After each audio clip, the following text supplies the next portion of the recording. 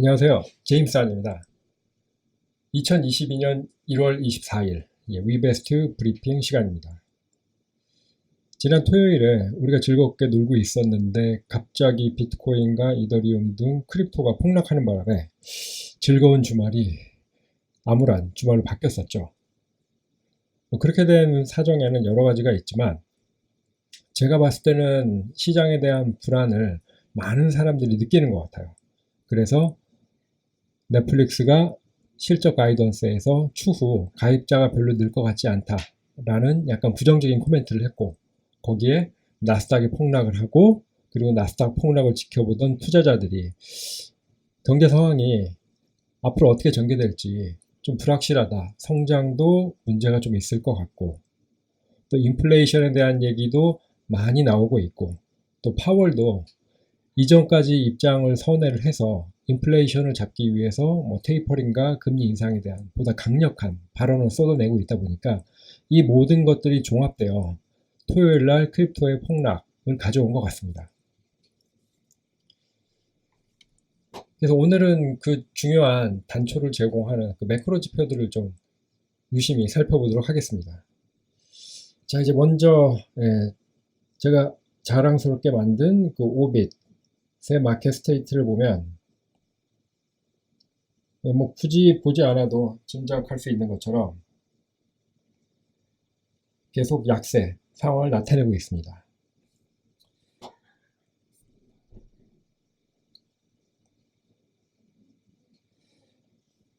그리고 이날 폭락을 하면서 거래량이 폭증을 했었네요. 그리고 어카운트, 즉 활성화된 어카운트 수는 평균 수치보다 낮았는데 거래량이 폭락하면서 이렇게 폭발했다라고 하는 것은 시장에 결코 좋은 사인은 아니에요.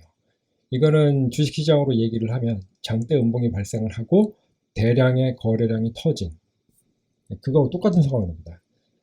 이때는 증시에 격언이 있죠. 장대 음봉이 대량으로 터진 날에는 빤스런을 해라, 뒤도 돌아오지 말고 도망쳐라 라는 얘기가 있는데, 지금 나와 있는 차트상의 데이터를 보면 약간 그것과 이제 비슷한 상황을 좀 보여주고 있습니다.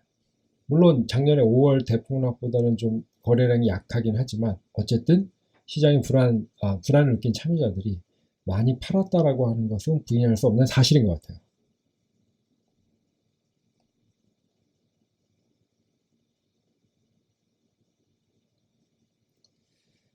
자, 이게 지금 보시는 거는 시장의 상황을 일목요연하게 살펴볼 수 있는 그런 차트인데,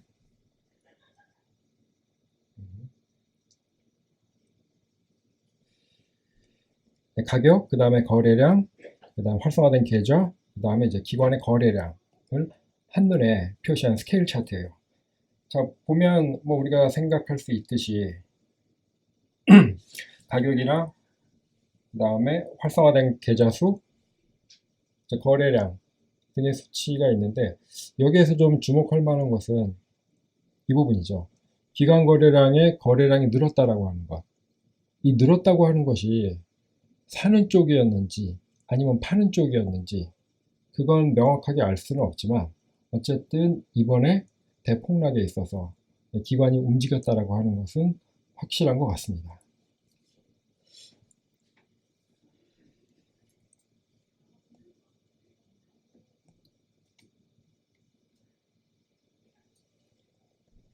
자, 그리고 지금 보시는 것들은 여러 가지 차트들인데, 이건 좀 건너뛰고, 마켓 리스크 차트. 이거는 전통 금융시장에 위기가 있는지 없는지를 나타내주는 그래프인데, 보시면 그 전통 금융시장에서도 좀 혼란이 있었네요. 색깔이 검은색으로 표시될 정도로 아주 강하진 않았지만 좀 비교적 진한 빨간색으로 나타나는 걸로 봐서는 전통 금융시장에서도 지난주에 좀 많은 혼란을 겪고 많이 내다 판 그런 흔적이 보입니다.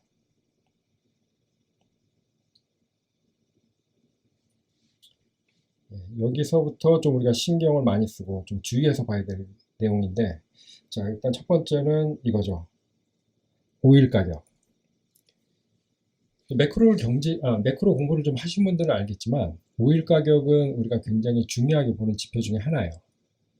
기름이라는 것 자체가 다른 생산품을 만드는데 가장 기본적인 원료로 활용이 되고 있기 때문에 오일의 가격이 올라간다라고 하는 것은 전체 상품 가격, 생산 가격의 상승을 필요로 하죠.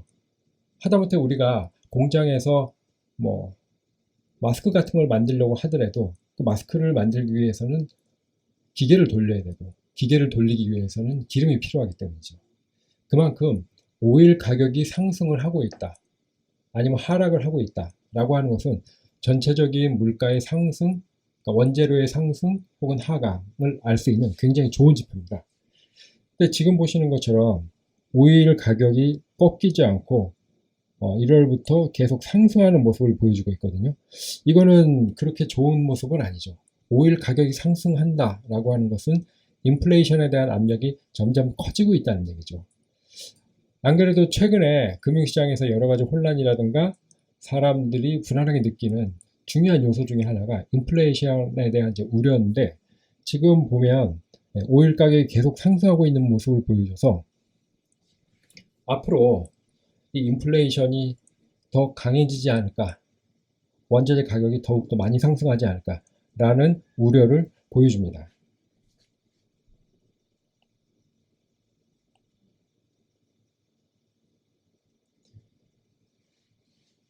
자, 그리고 우리가 두 번째로 좀 중요하게 봐야 될 것은 이 부분이죠. 미국채 10년 금리와 2년 금리의 차이, 즉 장단기 금리 차를 나타내는 건데, 이 장단기 금리 차는 시장의 불황을 알려주는 가장 정확한 지표라고 생각을 해요. 지금까지 미국에서 9번의 불황이 있었지만 그 불황 9번을 모두 맞춘 유일한 지표가 바로 이 장단기 금리 차입니다. 장단기 금리 차가 벌어진다라고 하는 것은 시장이 그만큼 정상적으로, 즉 시장 참여자들이 불안을 느끼지 않고 있다라고 해석할 수가 있고, 장단기 금리 차가 작아진다라고 하는 것은 참여자들이 그만큼 많은 불안을 느끼고 있으며 미래에 대해서 확신을 하지 못한다라는 것을 반증을 해요. 그래서 이 장단기 금리 차가 벌어지고 있는지 아니면은 줄어들고 있는지, 이 수치만 봐도 시장 참여자들이 어떻게 시장을 바라보고 있는지를 알 수 있는 좋은 바로미터입니다. 특히 채권 같은 경우에는 금융에서 가장 스마트하고 감각 있고 잘하는 사람들이 채권을 맡습니다. 왜냐하면 채권에서 다루는 시장의 규모가 주식보다 훨씬 커요. 주식은 우리가 한 주를 10만 원, 100만 원 주고 살 수 있지만 채권 같은 경우에는 기본 가격이 있어서 10억, 100억 이상의 투자금이 있어야 살 수 있는 것들이 많아서 우리가 얘기하는 일반인들을 위한 시장이 아니라 기관들을 위한 시장이고 그 규모가 굉장히 큽니다. 그래서 그 채권 시장을 담당하고 있는 사람들은 굉장히 샤프한, 그리고 금융에 대한 이해도가 높고 감각 있는 그런 분들이 운영을 해요. 그래서 이 장단기 금리 차라고 하는 게 그런 채권을 운용하는 사람들이 현재 시장을 어떻게 바라보고 있는지를 나타내주는 좋은 지표이기 때문에 우리는 늘 관심을 두고 열심히 좀 봐야 되는 지표 중에 하나예요. 보시는 것처럼 장단기 금리 차는 이제 계속해서 줄어드는, 결코 좋은 모습은 아니죠. 이런 모습을 좀 보여주고 있습니다. 그리고 빅스 지수는 빅스 지수 역시 30 이상으로 계속 확대가 됐었네요. 빅스 지수는 시장 참여자들의 불안 정도를, 공포 정도를 나타내는 것인데, 보통 빅스 지수가 30보다 크면 시장 참여자들의 불안이 굉장히 크다라고 이야기를 합니다. 그리고 이 빅스 지수가 커진다라고 하는 것 자체가 시장의 불안이 좀 가중되고, 그 다음에 가격 폭락의 가능성이 점점 높아진다라고 기억을 해두시면 차트를 보는데 많은 도움이 될 거예요. 그래서 지금 이것도 보시면 빅스가 계속 상승하는 모습을 보여줬죠. 이게 앞으로 이번 주에 어떻게 진행이 될지가 좀 궁금합니다. 이번 주 같은 경우에는 이제 빅테크들의 실적 발표가 있기 때문에 이 빅테크들의 실적이 어떻게 나오느냐에 따라서 이 시장이 크게 한번 유동을 칠 수가 있어요.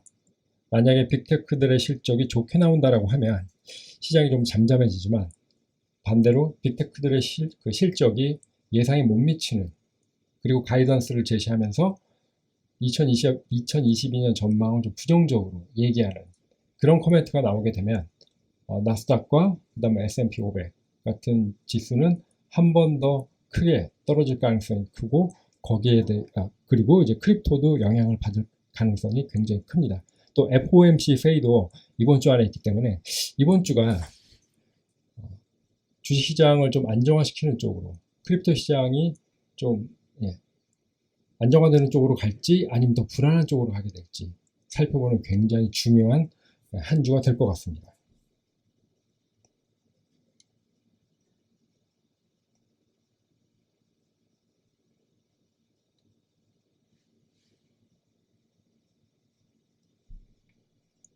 그리고 지금 보시는 거는 이제 업비트와 바이낸스의 베타를 나타낸 차트인데, 뭐 예상하다시피 베타 값이 굉장히 낮은 수준으로 내려왔죠. 지난해 5월 가장 낮았을 때 베타가 한 요 정도로 보여줬었는데, 지금 지난주 토요일 날 폭락을 하면서 거의 그 수치에 근접하는 수준의 베타를 보여주고 있습니다. 뭐 이것도 폭락을 했으니까 베타 값이 이렇게 폭락하는 것도 너무 당연한 얘기겠죠.